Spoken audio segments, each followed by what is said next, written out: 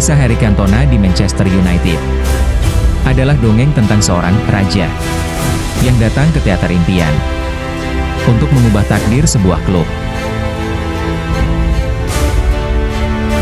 Manchester United di awal musim 1992 adalah tim yang penuh rasa lapar, tapi kehilangan arah. Mereka punya pertahanan baja dan lini tengah yang solid, tapi tumpul di depan gawang.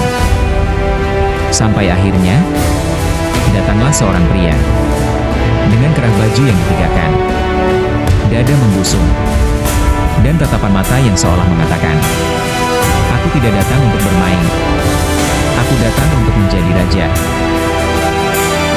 Beginilah drama awal kedatangan The King, Eric Cantona. Semuanya terjadi karena sebuah kecelakaan sejarah. Pada November 1992, petinggi Leeds United yang saat itu sedang frustrasi dengan sifat temperamental Cantona setuju melepaskannya dengan harga 1,2 juta pound, angka yang sekarang dianggap sebagai perampokan terbesar dalam sejarah transfer Liga Inggris. Saat Cantona pertama kali melangkah ke ruang ganti Old Trafford, suasana langsung berubah. Dia tidak butuh waktu untuk beradaptasi.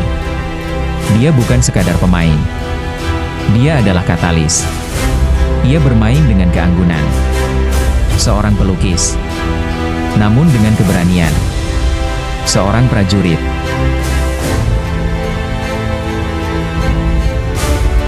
Sebelum Cantona datang, United berada di posisi ke-10 klasemen. Bersama Cantona, penantian panjang itu berakhir.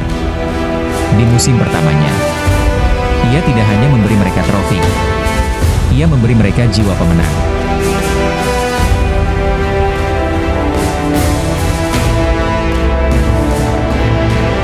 Kutukan 26 tahun tanpa gelar liga akhirnya patah.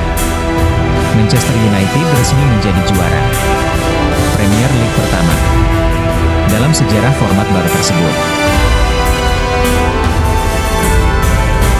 Dramatisnya kisah Cantona bukan hanya soal gol, tapi soal aura. Dia adalah konduktor orkestra di tengah lapangan hijau. Setiap kali dia menyentuh bola, seisi Old Trafford menahan napas. Ia mengubah tim yang hampir juara menjadi dinasti yang tak terhentikan.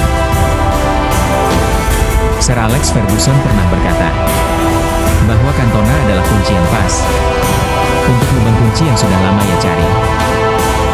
Ia bukan sekadar pemain, ia adalah The King. Cantona tidak berlari secepat kilat, tapi dia membuat bola bernyanyi. Umpan-umpan terobosannya mematikan, dan ketenangannya di depan gawang sangat dingin. Ia menularkan rasa percaya diri bahwa United berhak menang. Setiap protagonis hebat punya titik terendah. Kejadian ini terjadi pada 25 Januari 1995 saat Manchester United bertandang ke markas Crystal Palace. Cantona berselisih dengan salah seorang fans di tribun, dan kejadian itu terkenal dengan sebutan tendangan kungfu. Momen tendangan kungfu Eric Cantona bukan sekadar insiden olahraga. Itu adalah salah satu fragmen paling ikonik sekaligus kontroversial dalam sejarah Premier League. Mari kita putar kembali waktu ke malam yang dingin di London. Semuanya bermula ketika Cantona menerima kartu merah setelah menendang bek Palace, Richard Shaw.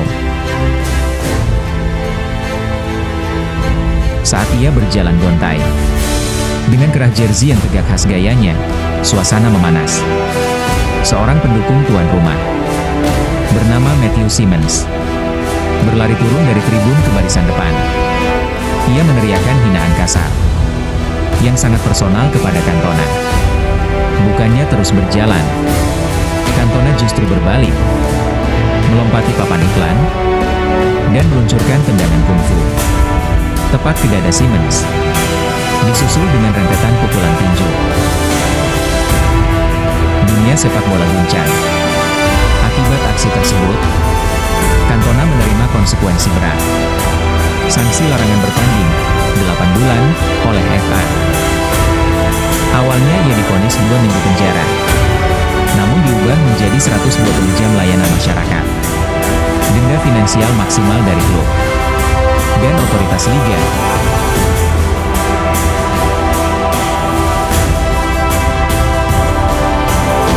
Mengapa ini menjadi legendaris?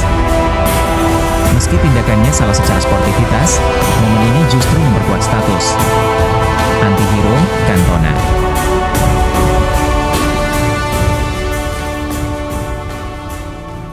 Alih-alih hancur, ia kembali setelah sanksi berakhir dan langsung membawa Manchester United meraih double winner, Liga dan FA Cup di musim berikutnya.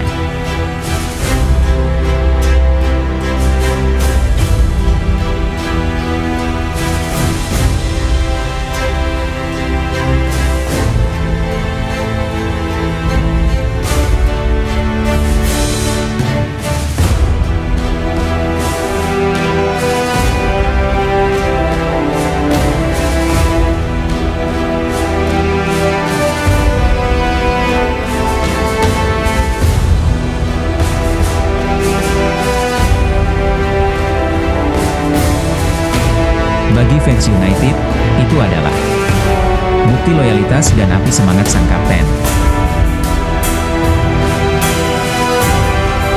Bagi yang lain, itu adalah pengingat bahwa di balik jeniusnya olah bola, tidak boleh ada temperamen yang meledak-ledak.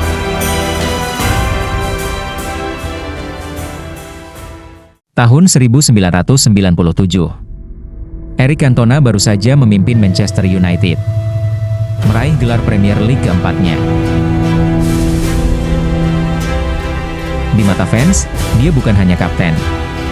Dia adalah raja yang mengubah United menjadi penguasa sepak bola Inggris.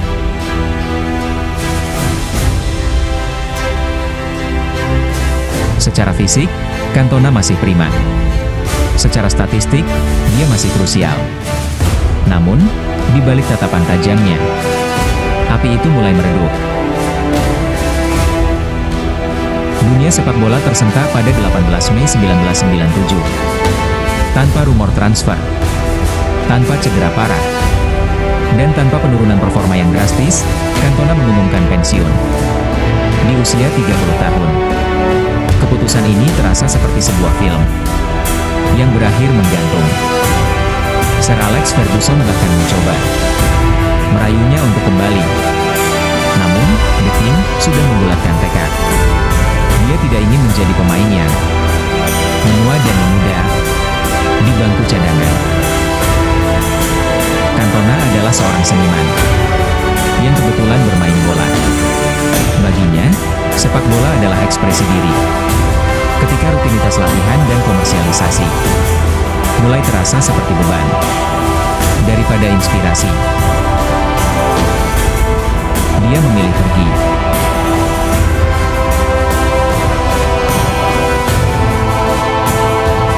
Dia pernah berujar bahwa ketika Anda tidak lagi memiliki gairah untuk memenangkan setiap pertandingan, Anda mengkhianati diri sendiri dan klub. Dia memilih untuk pergi sebagai legenda. Kepergian Cantona meninggalkan lubang besar di Old Trafford yang baru bisa ditambal secara mental saat generasi Class of 92 benar-benar matang.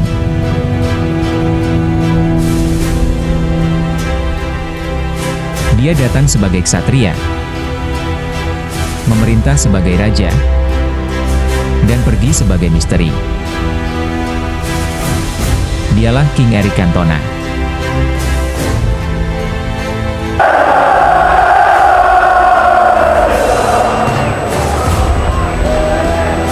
lost my passion for the game. I'm sorry, I gave everything for 10 years. I had 5 wonderful seasons here, the best one of my career, and I love you all very much. Thank you very much. Ladies and gentlemen,